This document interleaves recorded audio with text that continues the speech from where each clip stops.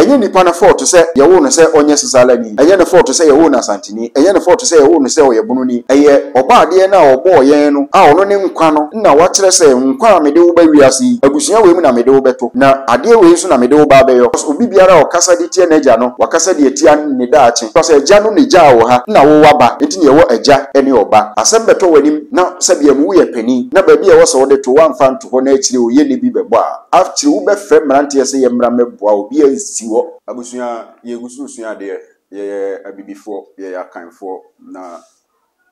ya brabo mu no eya ye ka bibi kire yen anase abusua bia wo na bakosem na sene ete ne se obi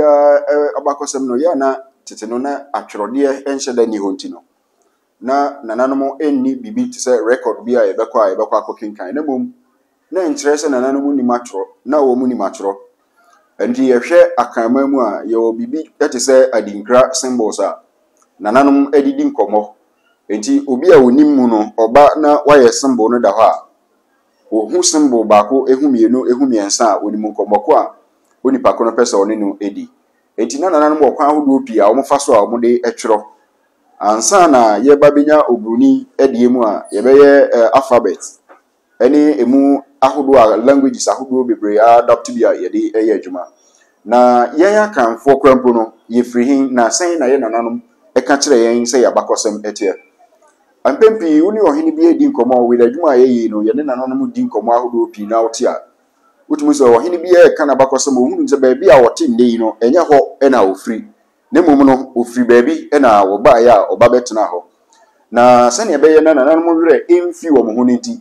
nananom bo akwan ahodo ye nsen na ho ahodo niema bi ene nsenkyerene niema pi ene edin ene abusua akraboa ahodo ede si ho no mo sane a ebeye a ntirima ba ye were enku free ye ho na ye behunu ye ho se ni nipa we ana ifre abusua baako imu ana ifre abusua we mu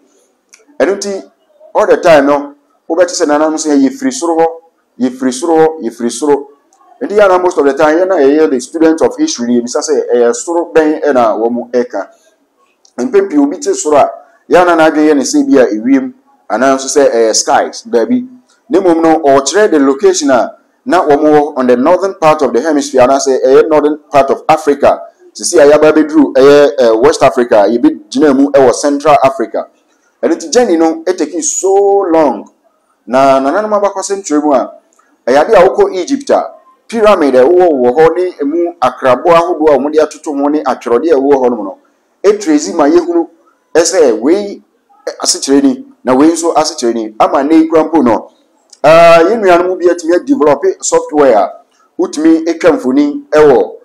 pyramid ne ho ma sign ne symbols na ewo ho no ebeba be translate atwero ewo grofo kasa ma wahunu ni a na nananom pese o mo kire etre se na nananom nimde na wo nimde no so afa anko na mum wodi ja wo mama na ye nso e de eja ye ma na e ma nso de eja ma na ya wonto ato aso nyina se ne wo kan twere no ka se ma emransemi emfiri wanum ne mum dwendwene ho na mon kan kire ma na e ma nso kan kire ma awonto ato aso nyina enti abedumi ne so se de ye se ye frɛ ye ho akanfo ye frɛ ye ho Ghanafo ye frɛ ye ho Brunofo ye frɛ ye ho Asantefo ye frɛ ye ho Mfantefo akuapem obi se oye wasa obi ye sahwi ene enkurukuru ahodo pi na yatete na mom abusua no efrihi na baaye ni nyina da fri abusua ahodo enwotwe mu ene yenuanom nan a eka ye ho ema ye yedumienu a yesu se no na nananom ede enya Israel abusua ko dumienu a obroni nso besua ye ho ade ewo Egypt ema ye de nya test ahodo nyina ni ye benya books ahodo pi a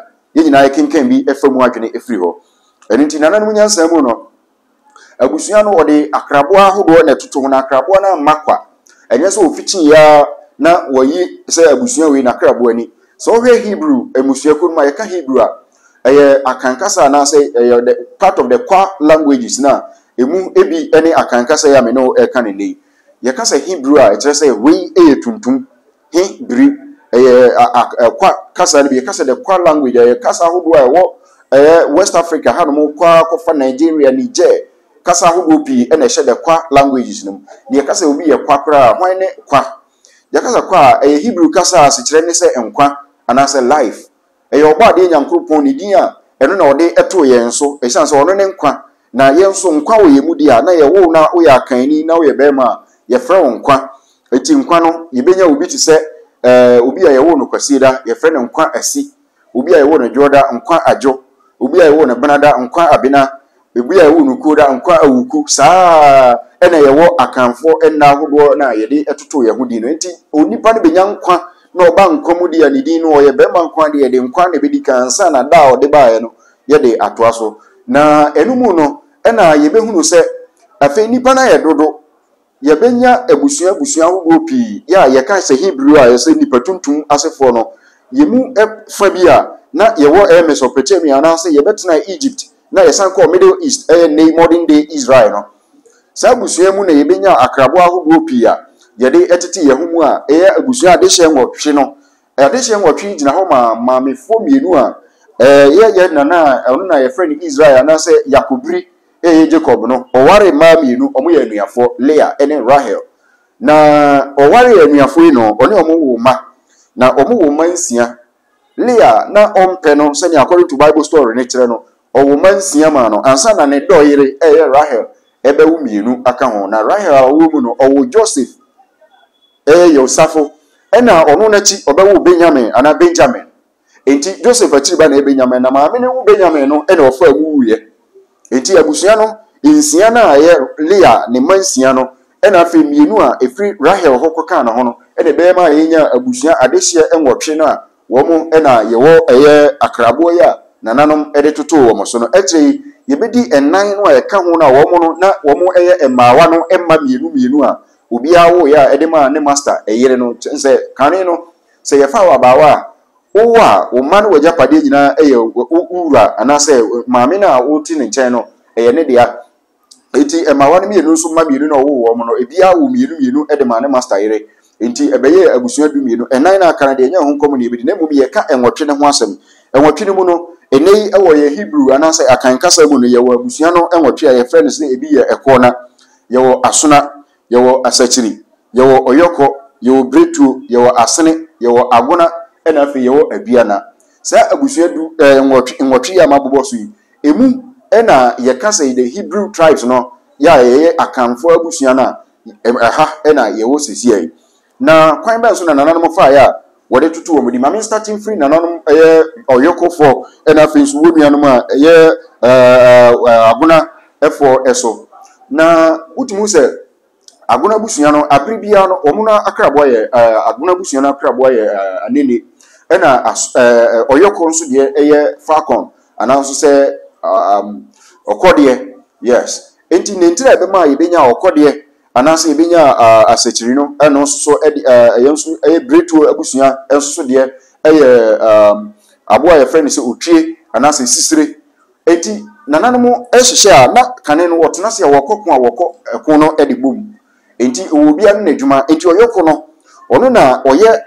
de kode a nani ehu akirichiri enti oyokofo na bekọ akoye the spies akọhwe ehunu sa asase na ye bekọ so na akọkọ ntọkọ anase ye ne omukọ akodi asie no eho te sen ne yakuhunu ehunu wo mu anema ya omu yo nyina na fe ye de aba abegbo abusuan ka ye nyina se sei na omu ne mayote sei na omu tenten ne omu gramote sei na omu akodi etie enti ye kwa ye fa kwan sei so ena enkro ye wo anene nsusu a ono so ena abribia se ehia se ye befa bibi afiri esanu a yakodu mu a ono ne bekọ akọfade aba se ne abo anene nisu etie no da bi a wo de behye bia no obetumi aba befa se be yenye se kro no ne yo no nemom saa na bosu etie enti nana no hyehyɛ abusua no wode abusua bia ne dwumadi to aboa a ode ne ye ne kra aboa eso enti se yekɔ ako a abusua yekɔ abusua na bedika akɔhwehwɛ se ade no yekɔ a beboa ye ono na yebenya nefa bia ono so na yede ne tina hɔ ma Joseph na abusua no mu bi ne sanse Joseph ma no yebenya double portion Ephraim ene Manasseh enti yebenya oyoko na afi okona enti nkokona no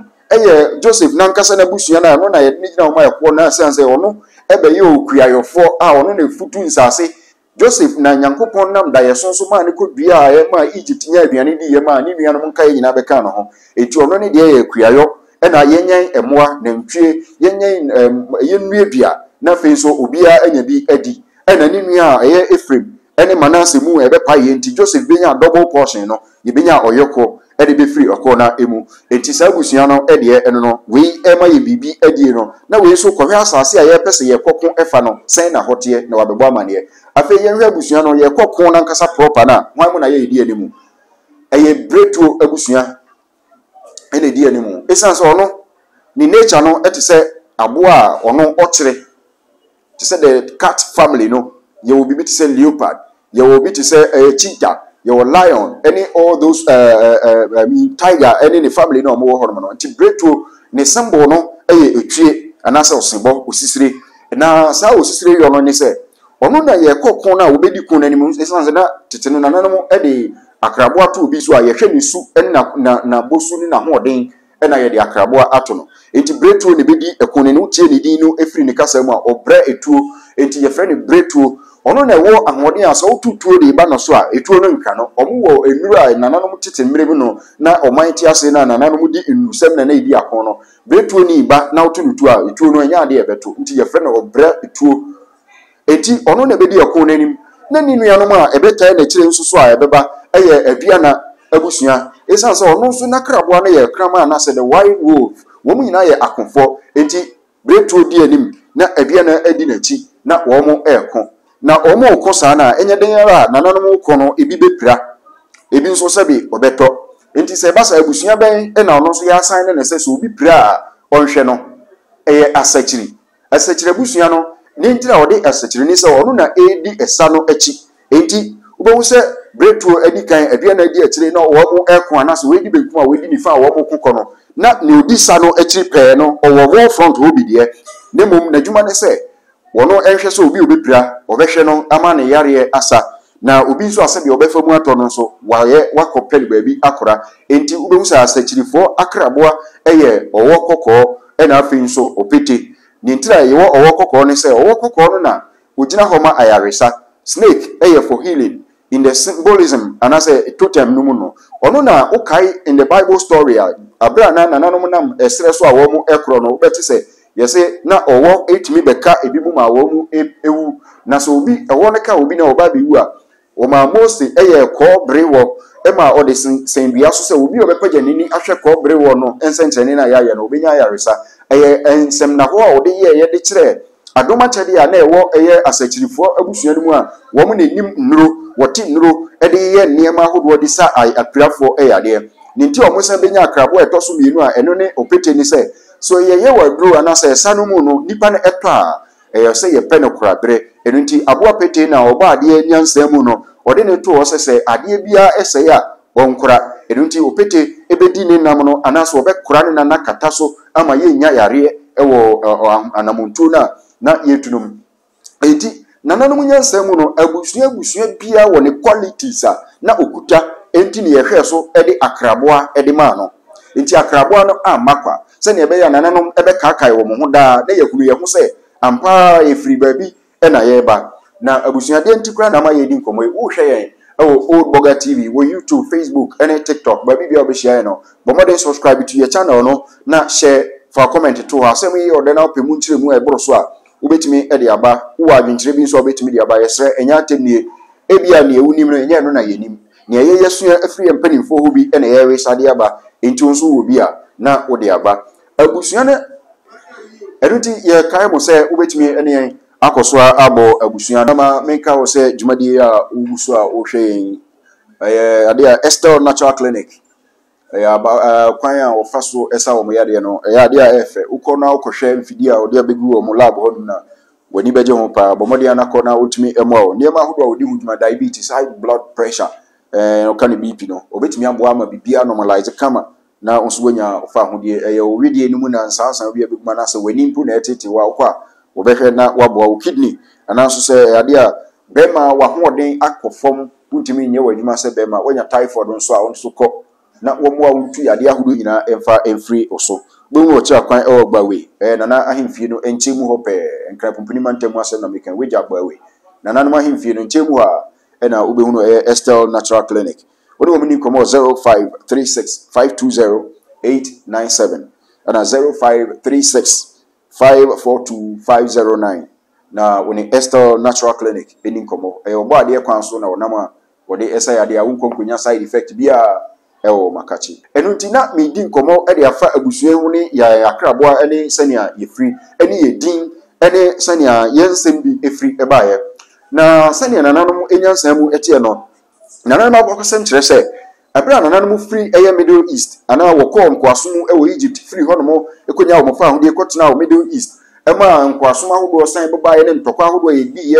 ye science kwan so ana ye free eye Middle East aba the promised land West Africa. Okay, can Bible now wait me according to Ezekiel chapter 38, udru verse 12 now. Obetre say name my Israel, the proper Hebrew tribes of Israel no. Womote asase efunuma so the center of the earth. And according to geographers, any near koso wiase no. Ubehun say oman bia ni wiase a wote asase na funuma so the center core of the earth. Ajese Ghana. And when the nya the conviction say ampa ye nananum abakosem na womo twero ye obruni ba besua bi a o twero ko ne kasa mu na ye benya religious books and na ne bi mu podi gina so bonkofo apu e de kan nsem ahodo bi di dada nipa bi no a ye beba behu say ye yankasa ya mamre ne ya bakosem ene wo sa anwomanum enti nananum nim de efritete na womo wira mfi womo hoda enti oba de nyankopon din a na eye nkwa ya womo de to womo ho so e kire say we eye nkwa na ye wo bibia ye frene se nkwa emwa ewe emu na bema bia wo nkwa mmowa wo mu ye frene se nkwa mmowa eye nkwa ya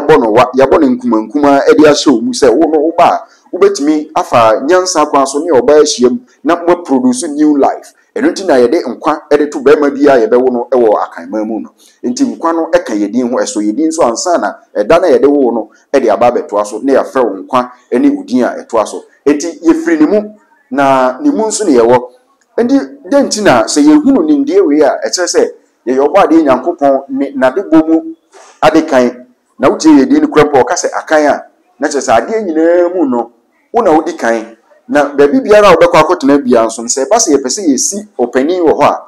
wo kan ni na ya na operation ye mfa wo ensi kane enya se bibi nti ne mom sa no ba ade ayo wo se you are the leaders of the world momo kasa mu ene ye benya atwrode ahodo anei muna nanu nyansa mu ene ebenya philosophies ahodo ani nkofo pi abefa bi a yedekọ enti se Israel na Hebrew ni bi kasa na okasa media me nyankopon ba na enye se opese o kire se amaya ahodo aka nyina nyankopon de ne mom yenim ni free awoyem na ebasen na yewere ye fi yehu ebasen na afi yede ntitimu eba yemu eba ne sen na enka yen ya ya de hye yedi ade nyina mu kane eti se nka eba se ye pefa hodie ede amaye ho a ese bibifo a nka wo se ye yen akanfo ene yedi kane esore na yenuanum aka nyina kan ya ho se yenuanum asore dia yenni akire na nyina ye prefa hodie na ye mfa maye ho akanni mpese obeya akoa ewo bi ma soda efri tete abribia ye be konkwaso mu no ya na ye twen so ogefo bi beba ba beje ye de ye free ye nko ayom. It will hear the history. Abribia Hebrew and answer nipatuntum ni ebeko nkwasom no oba de ato say ebeko awon to aso 9 na nebufu atwa to be 400 years bia no in the history of this world no obo say before ye ni san ba ye ho so biem ama ye nko ayo na yakom no ye san free ye nko ayo no mu biem na ya san be ya de hye. And this is the time after 400 years of the abolishment of slavery. It is about time for the Hebrew African to rise up again. Na ye be hunu ye ho say yeni the leaders of this world yeni adi nyina mu abakan na se yeni eba akane na yeni akan ni for dia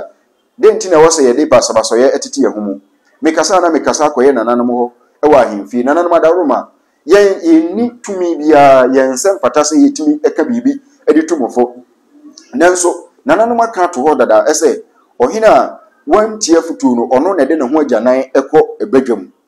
enti nananom ye besere se ye gusu na ye kire yachi ye kire yabakosemu no ye maye hu ye ho se ye nipa ba ko pe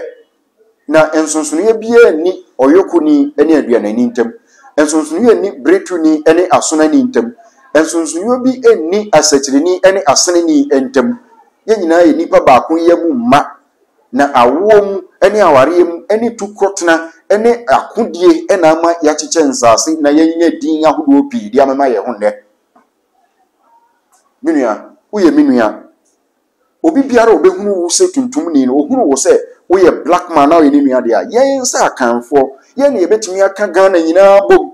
na yen na ye beka ya bom yen ye ba beko na ene obi ukotena ukọ social media na uhu so obi di ni nua atem se because odwen se we bononi ana we asantini nti mami ndi natem we ebi agojani we sesala ni nti mami ndi natem me hunu se wa adwene se bia mu ewo form chen obi biara de because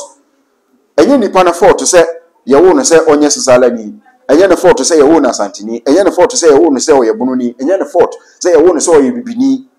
eye oba de na obo yen no a ono ne nkwa no na wa kire se nkwa amede wo ba wiase abusua we mu na amede wo beto na ade we so na mede wo ba beyo enti se wo a wo te nchen ya wo dwen se wonim nyansa se obi etimi ebusa adibo nyansa ne tumi we ya nimtia na wankasa no ehe na ogina because obi biara o kasa de tie na ja no wakasa de etia ne daache because eja no ne ja wo ha na wo waba enti ne wo eja ene oba wo ba wo so beba be beja obi wa ha na wo so wa frɛ ne meba no no so afre waja no waja no na okọ awonto atoaso enti ya na da meta aka asem bi say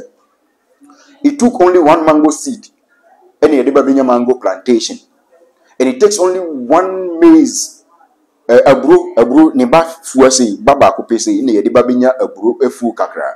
ene say ye dua aburo na ebenyini na aso eba na ne ba no so abeye bebre na ya san dua ne mani bi amana pie sa na oba de nyankropon nyansa waye ne ho obo yense ne seso ne suban so tie kasa we ye okan ni ba o se wabo wo se ne seso esese osewo osan kura ne su ni bi obi betimi ase obi in physical appearance ebi am ye tuntum u ye tuntum manim ni wanim bese bate bia na ye suban ne ya adwene nyepe ba we de o se wabo yense ne ose se ne ote eni ni su ne ne ban enti nsonso ne bi wo ye ne mu ana ne mum enam se ye nya hunu ne mu nim de na ye mpe na chiri kwan hwehwe ne wo ye mu ntino ye dwen se wagya ye ho akotena ewiem nti abere nyina ye teemu se o mra magye yen na ye were fi se open yen sen se ne ye hunu no mpo san se wote unua na wo ne nam no emu enti sanka wo bebu unua no na wo de anidie a esa wo de bema no na mana anka wo behunu obo ade ewu no san se minhu obi a ohia moa a wampem wa amfiri ni nua nipa hoda sani mde we na wo nananom mu enti nananom ni ntichemu bia nti wo behunu nkuru ahogbo pi wo bekoso no ubenya busua enwotwe a mebobɔ odin anase ye nua no mo nan a kaka ye ho ne bi mu ewe ye mu ya ye nyina ti asase ba kono aso nti e ba ne san na afi ye bema ye feelings bi a ye wo abetete ye ntem I don't think say right enti old Boga TV ye ni so ade hunu ni say ye bema obi biara ate ne ho ase ya mase ye ba na ye nchichemu abeto akanfo mu ye ni ho say ye ba be divide bono eni asante mu se ye kone sen ba ne sen a wo ye den ya ye nipa baako obi ye bununi ne ma asantefo obi ye asantini ne ma dagogbafo because bakofa obi wo hono ne na wo enti dan na ebe ya ye be masa unity na nananom etimi ye na ma Ghana be ye Ghana baako na sen ababiom e sha ase free mo nananom e sha ase free mo ho ye mo obi adi obi biara owo tumi wo Ghana ha wo betimi aye ama asundwe aba wo Ghana manwe mu no eye wasede se obeye enya atemnie enya nkasantwi enya se wo fratena wo nua bi so enya se wo twa obi mpoa nemum eye se ye besua ade na ye behunu ye ho afiri abosom na ebasa ye beye ya ade nyina sesebia mu akanfo a ye akanifo a ye kanfo na ye nkoye niam bi mu bi nkasanti okani ba pa na wo yesi kani bapa na ukasa sei sasa no ye na otibia ya na ha adwen because ye nimse obi a wo ye kan ni de wo ye kan na wo nua no mu nyina so hwew na wo mu de tu o manamo ye wakasa hodo pia akankasa na ye hunu ewo mu a de na debo eba ye me wakasa bi a ye frɛ ne wo ba akanma mu a ye bodwa obi a ye bodwa ye de ba behwe no ye ohene na ohene no asechire ne sen yakasa obi ye hene a ya bodwa dodo nipa dom nyina na atwahia but obi nti ena ye baaye sa onipa no onu nanumu kasa na ye betie se at the end of the day edwabo ni nyina nipa dodo obi ya beka ne nsem dede ne ye beti wo ho ntwene koso asa obi ye ne dede but area nipa no a onu nti ne ye baaye no anase ohene no a onu na oba beka sa ma yetie no one ye kan say ohene hene ye Hebrew bono kasa no mu bi the part of the core group of languages no mu bi kire se onu nie eti ne uba bono mu a obi kasa hene ana se he akwa he ba he be ma he hene kire se o he onu ni enti hwan ti ne yabodwai hene ni yaboni din hene nana asumasi hene nana obenten enti hene no it is out of the word onuni the figurehead na onunti na kuro ni nyina yehwe no na obi anya asema yede kɔ no ho no yehwe no wadwabo mu a yeso onuni hene bono kasa enti wo hwe the Akan state ni nyina no ase na historians ama yate ase no obi biara o free the northern part ne ba ye bia no ye nyina ba be settle wo Amowi Bunkamu and I said the cave of Amowi bono man so around bono area ha no mo interest no obi a wo ba betena ha bia no wo ye bono ni journey na ye tu kwan na ya ba be pie wo baabi te se ne mmere bi atwa mu ye kotena Egypt se ne ye ko Middle East akotena Jerusalem se ne ye betena Central Africa wo Jiadom ana Jado ansa na ye tu afiri ho because of Arab invasion the old Mali and Ghana empire na egu ye ma ye betena sa ne ma no a enti awose ye hunu ye ho prekope na ye hunu se kasa no a ye be ti bi a eno na ye kasa because even here in Akan ube o kan asante ube nya bunu wom o kan mfante ube nya bunu wom o kan kuapem ube nya bunu wom o ko anwi ube nya bunu wom o kan wasa kasa ube nya bunu wom Akan kasa ni nyina bunu wom wan nya ubeti be enti kasa no one origin na edoso na emu abiebie ubenya obi wo La Côte d'Ivoire Ivory Coast obeka bono kasa ebia wo ye Ghana ni o so te bono kasa nso nti ase because kasa no ye wo ni deep wo ho no mu a guso ko nanim na akwantu ko nanim no ayete se buruni kasa obi free UK no obi free US na mo cambrofo a obehu se differences wo because baako the origin na baako so free origin num ko ye na kasa na esesa enti obi che awina obi kasa hwia obete obi che nzema kasa obi ka awin anaso kasa hwia obete bi kasa very nkakra na emu tete na yekọ ni nyina ye nananum nyansa na omde nsimfua ne adeyo ne adebosu na wode nya kasa bisan ye ka ne ye de asa ye ka asema ebetimi abọ no po ye bo chichi ka chichira no sani ye ka ne bi ma oche na obi behunu ne ye pa chire nti ye benya kasa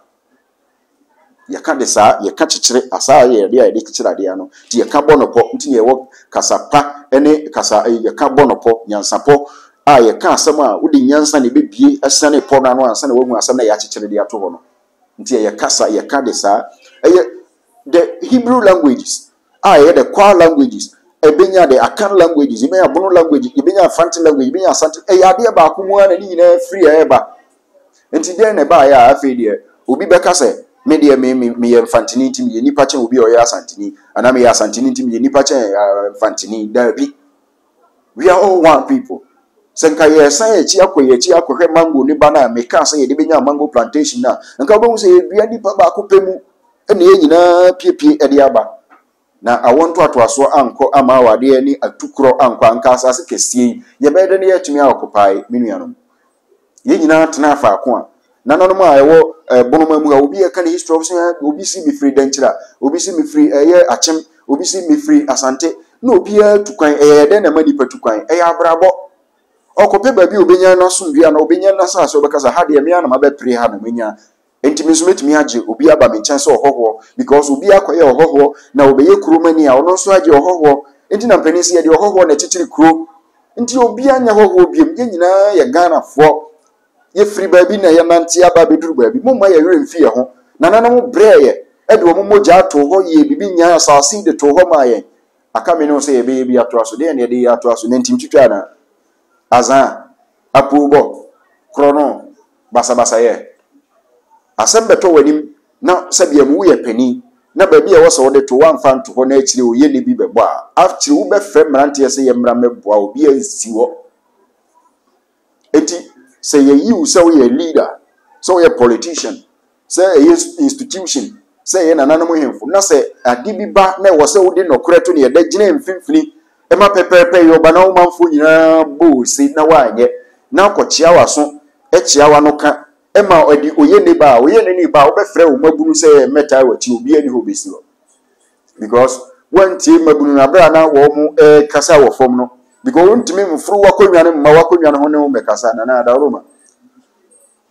adwuma mu pani MC DC minister yentimi mma wo office wo ne wo meka sabi nyansa bi ayewo wo fom ha enti se wo no wantimi ama fom amitie yen ayewo ase no na wantie ye kasa na wanyu bibia amfa ho na o etire wo ye ni ba wo frɛ me ame wo fom no se me mbra na me meboa wo soro anya de amitimi aba ma yeye yesremo wo so hwɛ wo Old Boga TV ya frɛ me Ponchi Cheku amamre ni agbani a ya besua ne ye nananom aka kire yen eni sania yehunu ye ho ese ye ya de hye prekopɛ na ye ho nsɛm na ya twerɛtwerɛ wo nwoma hodo nyina mu a yanom ebi esua bi a yenim ye ho ye ya kanfo ye ya bibifo ne ye ni abode mu nyina mu abakan enti ye besrɛ sɛ mo me ma sa ba ko ye no entina ye ntam da medase